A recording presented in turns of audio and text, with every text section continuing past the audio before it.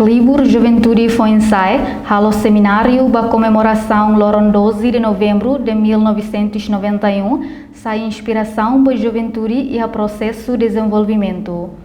Quarta-feira, semana Libur Juventude foi ensaio realiza seminário e salão Capela Bidal Santana Dili, onde comemora Loron Juventude Nacional 12 de novembro, Badala Tolunulu. Objetivo do seminário tane as heróis sira hanesan inspirador para processo de desenvolvimento nacional. Materesto 12 de novembro 1991, Sérgio Filomeno Marques Amali Hateteng. 12 de novembro 1991, hanesan estratégia ida de conversa mundo ba libertação nacional. Nune foi ensaio sira precisa hatene, atu motiva foi ensaio ba processo de desenvolvimento. Ao ver a demonstração da pessoa, própria sira tem que aprender, porque isso é muito complexo.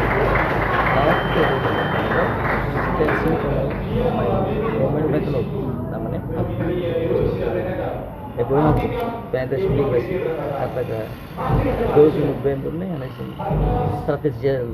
strategi lebih mempelajari sila tinggal proses bersama dia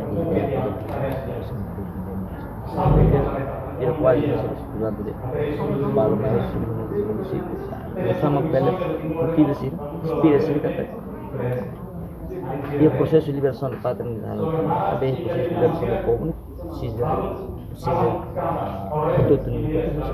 Além de fundador Libur Juventude foi ensaio Alessandrinho Menezes Hateteng. Relembra Loron histórico Sira, Liliu Loron 12 de novembro, lihusi atividade Sira, onde Hanoi Hicas Juventude Sira ne luta passado ba libertação nacional.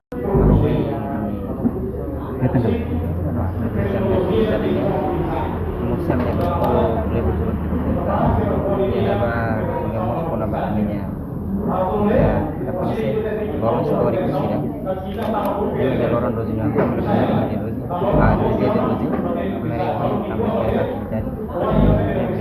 atividade ini yang horizontal sih lembra hingga sekali. Buat saya adalah seperti itu baik dari rakyat.